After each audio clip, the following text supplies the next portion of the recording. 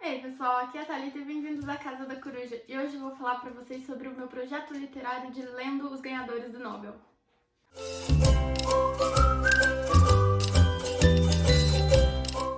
Há algum tempo atrás eu fiz um vídeo do desafio da Rory Gilmore, que é um outro desafio que eu faço, em que a proposta do desafio é ler todos os livros citados na série Gilmore Girls. Mas esse não é o único projeto literário pra vida que eu tenho. Eu também tenho o projeto de ler um livro pelo menos de cada ganhador do Nobel. Então aos pouquinhos eu vou lendo um livro de cada ganhador. Eu já li alguns, não foram tantos assim. Eu tenho muitos na minha pilha de não lidos pra ler aí, então talvez eles serão lidos esse ano, porque como vocês viram no meu vídeo de metas para 2021, uma das metas é diminuir essa pilha de livros não lidos, mas agora eu vou falar pra vocês a respeito dos que eu já li. Eu acredito que eu coloquei os livros na ordem cronológica dos prêmios, mas eu não tenho tanta certeza. E o primeiro laureado foi Sinclair Lewis, que eu li o livro Não Vai Acontecer Aqui, já tem resenha dele aqui no canal, eu vou deixar nos cards pra vocês. Mas numa sinopse bem rapidinha, aqui a gente tem um livro dividido em duas partes. Na primeira a gente tem a campanha de um candidato à presidência dos Estados Unidos. A gente vai acompanhar as propagandas políticas que ele faz, as estratégias que ele usa na sua propaganda. E ele é um cara que promete aos americanos a volta de um país próspero, o retorno ao patriotismo americano. Só que por trás de tudo isso ele é um cara falastrão, anti-imigrante. Ele é um cara que, na verdade, quer instalar uma ditadura nos Estados Unidos, que é isso que a gente vai acompanhar na segunda parte do livro. Depois que ele é eleito ao presidente, ele começa a provocar várias mudanças. Ele faz uma política super repressiva, com polícia nas ruas, prendendo quem é contra ele. Realmente uma ditadura nos Estados Unidos. Eu amei ler esse livro. Eu acho que ele ainda é um livro muito atual, apesar dele ter sido escrito em 1935, ainda hoje essa discussão da importância do voto, da importância de você prestar atenção em quem você está votando, de você fazer a pesquisa por trás daquela pessoa, ver realmente quais são os ideais dela, se as propostas que ele está fazendo são condizentes com o que ele sempre fez. Eu acho que é muito importante a gente ler esse livro, então esse livro aqui fica fortemente indicado para vocês. O segundo ganhador do Oscar que eu li foi Ernest Hemingway. Eu comecei lendo O Velho e o Mar dele, depois eu li Paris é uma Festa. Gostei mais de Paris é uma Festa, mas os dois livros são muito bons. Aqui a gente tem a história de um pescador que ele tá numa fase de decadência e ele vai pro mar numa última tentativa de pescar um grande peixe e demonstrar o seu valor. E em Paris é uma Festa a gente tem uma história autobiográfica em que o Hemingway vai contar a experiência que ele teve em Paris na década de 20. Nessa época ele tentava escrever um livro, então ele vai contar as suas experiências nessa tentativa de escrita, os vários artistas, outros autores que ele foi conhecendo em Paris nessa época. Eu gosto principalmente da passagem que ele conta da amizade dele com Fitzgerald. É uma imagem do Fitzgerald que eu não tinha, eu não achava que ele era do jeito que ele é descrito aqui no livro. Eu recomendo demais Paris é uma Festa, foi um livro que eu li, assim, acho que em 2 dias. Adoro a escrita do Hemingway e quero ler mais livros dele. O próximo autor que eu li foi Albert Camus, com A Queda. Esse livro a gente tem, na verdade, um monólogo do protagonista, em que ele vai contando pro seu interlocutor, que a gente nunca chega a ver quem é, ele não tem nenhuma fala no livro, mas ele vai contando a sua vida, como ele era um grande advogado e como ele entrou em decadência, vamos dizer assim. E nesse monólogo ele vai trazendo muitas reflexões sobre a sociedade, sobre política, sobre filosofia, sobre os pensamentos do autor. Eu acredito que esse livro é um pouco autobiográfico, mas eu não tenho certeza, eu posso estar falando besteira aqui. Outro autor que eu já li, já falei bastante dele por aqui também, foi o John Steinbeck. Eu li As Vinhas da Ira no ano passado, que entrou pro meu top 5 de 2020, foi um dos melhores livros que eu li nesse ano. Nesse livro a gente tem a história de uma família que ela perde as suas terras, perde o seu trabalho e ela tem que sair à procura de um novo lugar para viver, de uma nova forma de sobrevivência. A gente vai acompanhar a trajetória dessa família na peregrinação pelos Estados Unidos até ela conseguir um novo trabalho. É um livro muito envolvente, é um livro que você entra mesmo na história e parece que você faz parte daquela família, que você tá vivendo aquele sofrimento junto com eles, que você tá passando fome junto com eles. É um livro que quando eu fechava, eu queria voltar a ler muito rápido, porque realmente parecia que eu tava imersa naquele ambiente, sabe? Que eu fazia parte daquela história. O próximo autor que eu li foi Gabriel Garcia Marques. Eu já li dele 100 Anos de Solidão e Crônicas de uma Morte Anunciada. 100 Anos eu não gostei tanto assim, mas eu já falei aqui que esse foi o livro que eu li quando eu era bem mais nova. Eu acho que eu não tinha maturidade suficiente para ler esse livro. É um livro complicado, é um livro que você precisa ler com bastante atenção. E eu acho que eu não dediquei tempo suficiente a ele, então ele também é um dos livros que eu quero reler em 2021. Mas, por outro lado, Crônica de uma Morte Anunciada foi um livro 5 estrelas pra mim, eu amei. Aqui a gente vai ter a história de um cara que ele está prometido pra morrer. Todo mundo na cidade sabe que tem uma pessoa que quer matar ele. A pessoa que quer matar ele fala pra todo mundo: eu tô procurando fulano de tal porque eu quero matar ele, porque ele fez isso, e tá aqui a arma que eu vou matar ele, e eu vou matar ele dessa forma. E ninguém conta pro protagonista que ele vai ser morto, ninguém conta que ele tá jurado de morte. Algumas pessoas não contam porque não acreditam na promessa do assassino, outras pessoas simplesmente falam que eu não quero me envolver nisso, então não conta. Então, assim, você fica naquela angústia, fala assim: gente, pelo amor de Deus, alguém fala pra ele tomar uma atitude, pra ele esclarecer a situação, pra ele não ser morto. E ninguém tem atitude nenhuma, ninguém faz nada. Então, esse livro, ele se baseia muito nessa reflexão de o quanto as pessoas se mantêm inertes diante de uma situação de injustiça, como as injustiças poderiam ser revertidas se as pessoas simplesmente se pronunciassem e fossem contra elas. Nesse livro, o Gabo me conquistou, ele me fez querer continuar lendo a obra dele, que por 100 Anos de Solidão eu não tinha tanta vontade assim. Próxima ganhadora do Prêmio Nobel, agora uma mulher, Nadine Gordimer, com o Engate. Eu não conhecia a autora, eu nunca tinha ouvido falar desse livro. Quando eu me propus a fazer esse projeto, eu entrei na Amazon e fui pesquisando autor por autor, fui lendo as sinopses dos livros e vendo aquele que mais me atraía. Da Nadine foi o Engate. Eu acredito que esse não é o livro mais famoso dela, nem é o principal da sua obra, mas foi o que mais me chamou a atenção. Aqui a gente vai ter a história, ela se passa na África do Sul. A gente vai ter a história de uma menina rica, herdeira de uma grande fortuna, que acaba se apaixonando por um árabe. Ela vai se casar com ele contra a vontade da sua família e vai se mudar para o país dele para viver de acordo com os seus costumes, de acordo com as suas tradições. Esse livro, ele tinha uma sinopse que me atraía muito. Eu achei que ele ia falar um pouco sobre o embate entre culturas, como é para uma pessoa ocidental e viver numa cultura totalmente diferente da nossa, numa cultura em que a mulher é completamente submissa, em que as regras são muito diferentes. E o livro, ele não aborda tanto assim esse aspecto.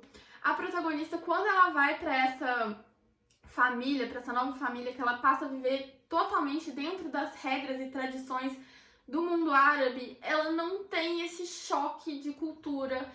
Isso não é explorado, tipo. E assim, ela era uma pessoa muito livre, ela fazia o que queria, ela morava sozinha, ela tinha o seu emprego, ela ia contra a família dela, ela se revoltava contra a família dela porque ela não queria seguir as regras que o pai dela impunha pra ela. E de repente ela vai parar nessa família que vai controlar completamente a vida dela, que ela vai perder o poder de fala, ela vai ter que se submeter a várias regras muito diferentes da vida ocidental, e isso pra ela não é nada.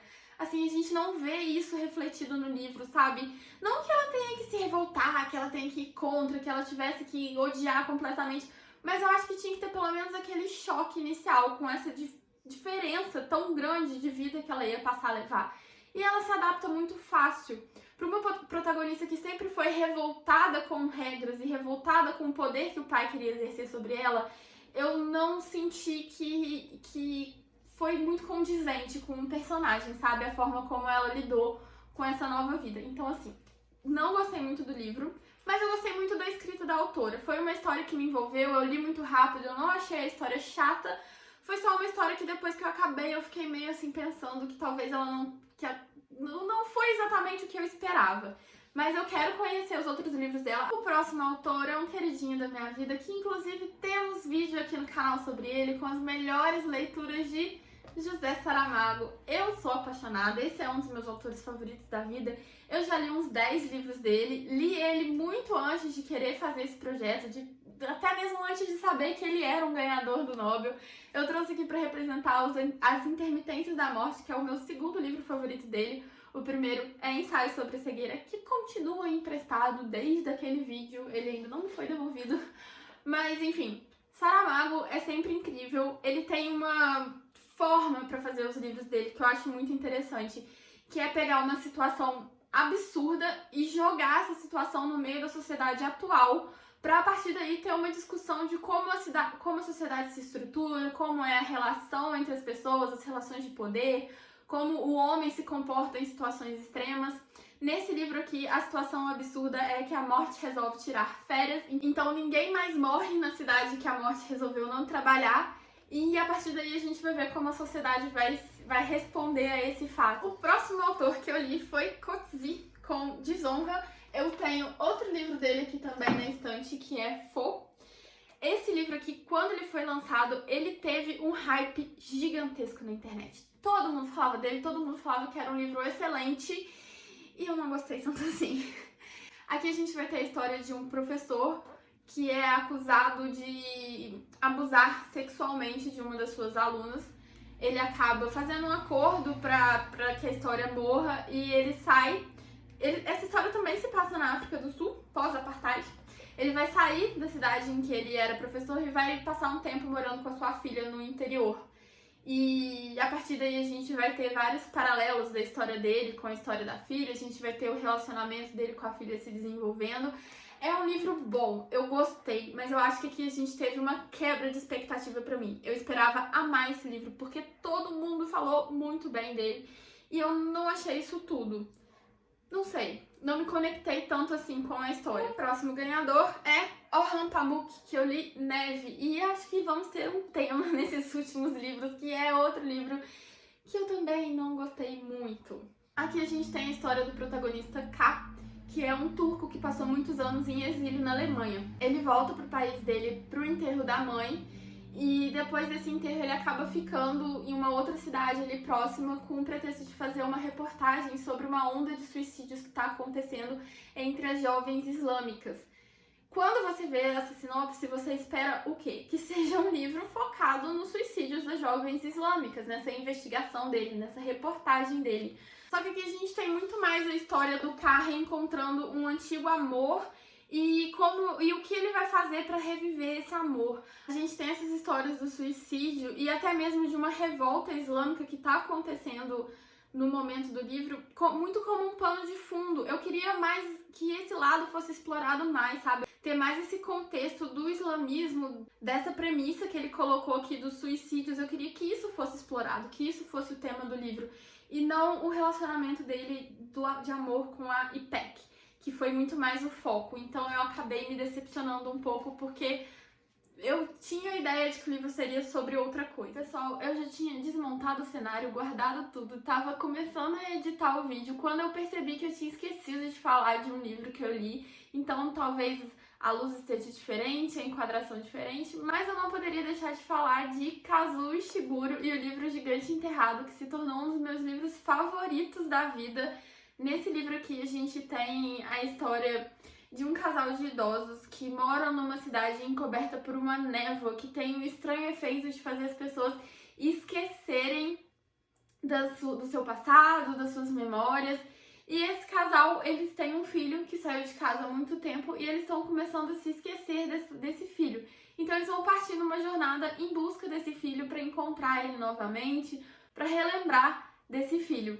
Na verdade, o livro ele vai ser muito mais do que essa premissa. Ele tem realmente uma análise da importância das memórias para a construção da nossa história, tanto pessoal quanto a história da sociedade, quanto a história da humanidade. E nessa jornada, esse casal vai encontrar várias outras pessoas que também estão em busca de recuperar essa memória ou em busca de destruir essa névoa que está assolando todo esse país.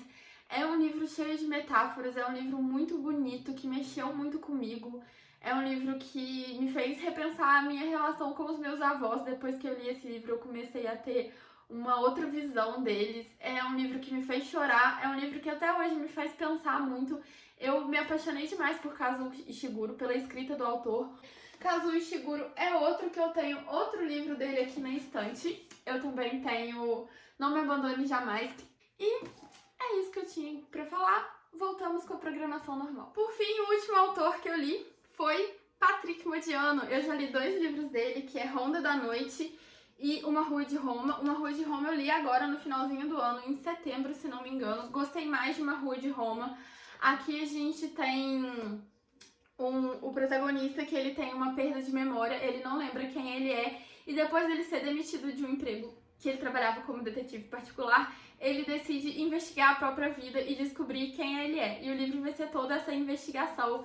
Então a gente fica o tempo todo ali coletando os fragmentos da história dele, tentando descobrir junto com ele quem ele é, quem ele conhecia, como ele foi parar ali. Eu gostei muito dessa história. Já a Ronda da Noite é uma história uma narrativa mais fragmentada, e eu acho que por isso que eu não gostei tanto.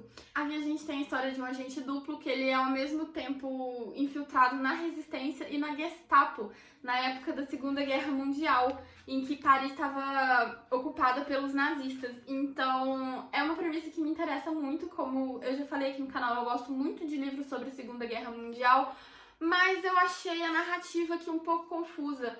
É muito, como eu disse, é muito fragmentada. Ele conta um pedacinho do protagonista na Gestapo, aí do nada ele já vira pro protagonista na Resistência, e ele vai fazendo essa mudança de cena muito rápida, que eu acho que foi uma estratégia justamente para falar um pouco sobre essa